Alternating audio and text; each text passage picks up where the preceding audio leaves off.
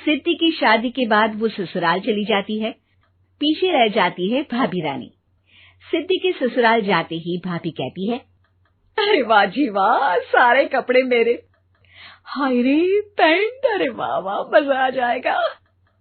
अरे ये सिद्धि की अलमारी के सामने खड़े होकर क्या बड़बड़ा रही है?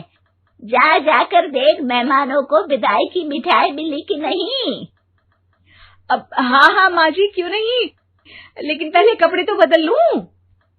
अब रानी आ जाती है सिद्धि के उन कपड़ों में जो वो ससुराल जाने से पहले घर छोड़ जाती है। अरे रानी, कुछ दिन रुक जाती।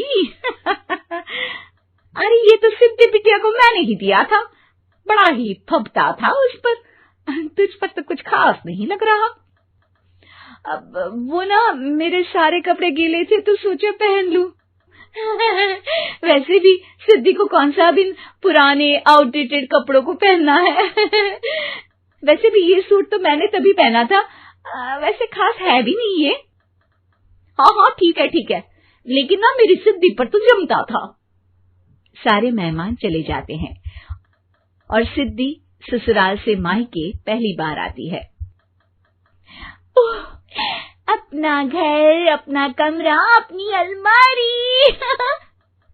ये बोलकर जैसे ही सिद्धि अलमारी खोलती है तो सामने उसके कपड़ों की जगह कुछ और ही रखा होता है। ओ माँ, जरा कमरे में तो आना। सास और रानी वहां पहुंच जाते हैं। रानी ने पहनी होती है सिद्धि की जींस और टी शर्ट। अरे भाभी, ये क्या?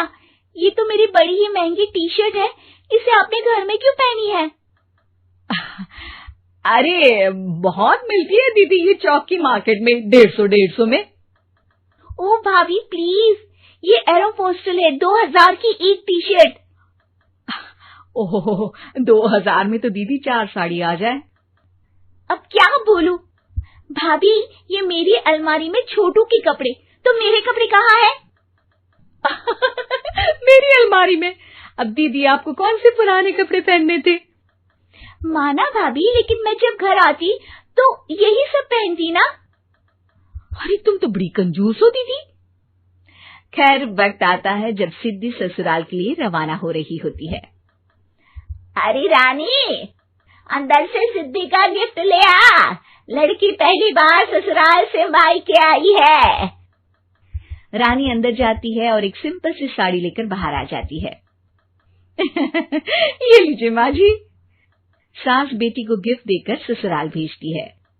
अगले दिन रानी एक सुंदर सी साड़ी पहनकर सामने आती है। अरे रानी, ये तो वो साड़ी है जो मैंने सिद्धि को देने के लिए दी थी जब वो ससुराल ले जाती, लेकिन ये तूने कैसे पहन ली? अरे माँ जी, ये साड़ी तो मुझे बहुत पहले से ही पसंद थी, लेकिन चिंता ना करिए, मैंने सिद्धि के लिए भी अच्छी सी साड़ी दी है। हाँ। तभी सिद्धि का फोन आता है। क्या माँ, कुछ अच्छा तो दिया होता ससुराल ले जाने के लिए। अरे पहले दिखा दिया होता। ये चमकते हुए पैकेट में नौकरानी वाली साड़ी मत दिया करो माँ। अरे बेटे, वो तेरी भाभी ने ना गलती से उससे पैकेट बदल गया। हाँ, मैं कल ही तेरे भाई के हाथ से तेरा वाला पैकेट भेज दूंगी।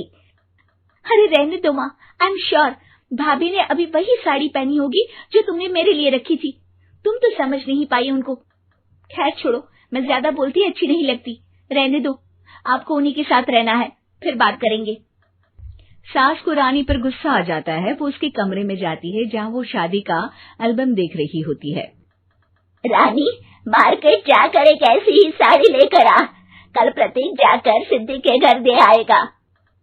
अरे क्यों माँ जी, कितनी साड़ी देनी है दीदी को? यहाँ कोई सेल लगी है क्या?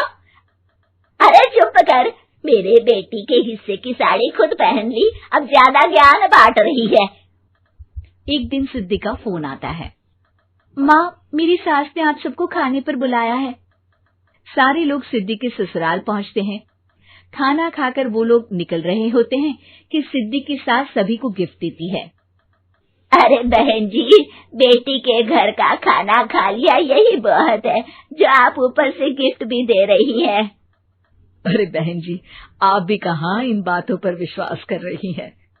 सास सभी को गिफ्ट देती है, लेकिन रानी को जो साड़ी देती है वो अजीब सी हरे रंग की लाल रंग के बड़ी छाप वाली होती है। अरे छी, ये कौन पहनेगा? सासू माँ को तो जरी वाली इतनी सुंदर, और मेरे लिए ये नौकरानी वाली। अरे भाभी, दरअसल मैं जब भी घर आती थी आप वापसी में ऐसी ही साड़ी देती थी ना, तो माँ ने सोचा कि आपको आपकी पसंद की ही साड़ी क्यों ना दी जाए। बेचारी रानी, बोलती भी तो क्या। सिद्धि और सास रानी का चेहरा देखकर हंसने लगती है, तो रानी समझ जाती है कि अपने ही बिछाए जाल में वो फंस चुकी है।